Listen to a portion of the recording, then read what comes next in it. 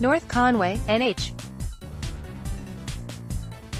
Democratic presidential candidates are lambasting President Donald Trump's decision to kill Iran's top general in an airstrike, a move that has thrust foreign policy to the forefront of the primary and revived intra-party disputes over military intervention in the Middle East.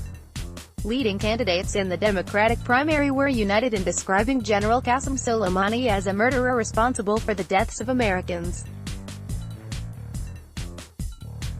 But they also slammed Trump as reckless and ill-prepared for the consequences and retaliation likely to follow the killing. Former Vice President Joe Biden charged Thursday that Trump tossed a stick of dynamite into a tinderbox, Massachusetts Sen. Elizabeth Warren said that the move increased the likelihood of more deaths in new Middle East conflict, Vermont Sen. Bernie Sanders slammed what he called a dangerous escalation that puts the United States on the path to another war, potentially one that could be even worse than before. The foreign policy focus, at least for a day, marked a sharp shift for a Democratic primary that has so far been dominated by domestic policy concerns such as healthcare, the economy and immigration. The narrow focus reflects the relative inexperience of the large Democratic field on the international stage as well as vote as priorities after nearly 2 decades at war.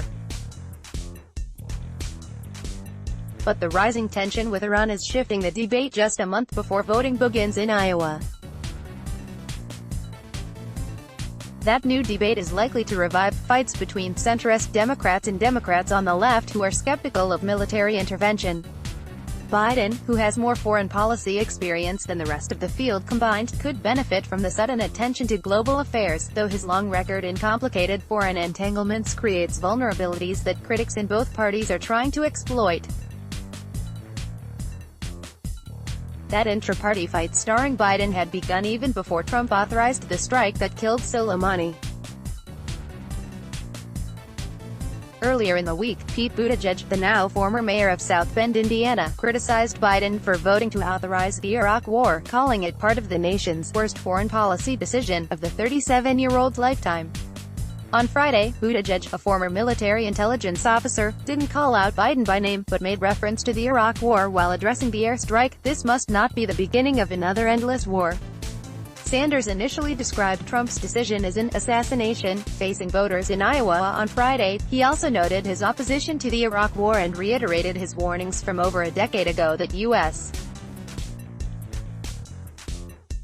intervention there would destabilize the region. He said the outcome in Iraq should act as a guide for foreign policy now. "We face a similar crossroads fraught with danger," Sanders said, insisting that the U.S. must commit to ending its military presence in the Middle East. Hawaii Congresswoman Tulsi Gabbard, a combat veteran who has long criticized U.S. policy in the Middle East, called the killing of Soleimani an act of war committed without authorization from Congress. Colorado Sen. Michael Bennet, a moderate who has struggled to get traction in the 2020 contest, was critical of Trump's move during an interview but also said, Democratic voters should think critically about politicians who voted for the Iraq War. "That was a terrible vote," he added, referring to Biden's support for the war. Biden, meanwhile, has not aggressively defended his vote. On Friday, he focused on Trump, raising doubts about the president's ability to handle the complex geopolitics involved. "The risk of nuclear proliferation is real, and the possibility that ISIS will regenerate in the region has increased," Biden said, using a common abbreviation for the Islamic State group. "And the prospect of direct conflicts with Iran is greater than it's ever been." The question is, do Donald Trump and his administration have a strategy for what comes next? Biden aides privately acknowledged with some frustration that foreign policy hadn't been a focus of the Democratic nominating fight. A top Biden advisor, who spoke on condition of anonymity to discuss the campaign's thinking, said the campaign is not concerned about some Democrats, including Sanders, reminding voters that Biden supported the use of military force of Iraq. The advisor said the Biden team believes most voters will weigh Biden's total record positively against Trump's erratic approach, rather than focus on one Senate vote. Biden used the conflict in a fundraising message Friday, asking donors to chip in at least $5 after warning that the U.S. could now be on the brink of a major conflict across the Middle East. It's more clear than ever that we need strong, steady, experienced leadership, he wrote. Trump said he ordered the airstrike because Soleimani had killed and wounded many Americans over the years and was plotting to kill many more. He should have been taken out many years ago, he added. Democratic strategist Jesse Ferguson described foreign policy and national security as a threshold issue for Democratic candidates. They may not win the race on national security and foreign policy, but they have to pass a threshold of competence, strength and vision that gives voters comfort that they can be commander-in-chief, he said. In comparison to Trump, Democrats have an opportunity to look strong and reasonable as opposed to reckless and feckless. Polls suggest that voters have been unhappy with Trump's leadership on the world stage throughout his presidency. Just 35% of voters approve of the way Trump was handling foreign policy back in October, according to a Quinnipiac University poll. Roughly 6 in 10 voters also disapproved of the way he was handling national security and the nation's policy toward the Middle East. With political risk abounding, Democrats were careful to acknowledge the threat posed by Soleimani as they lashed out at Trump.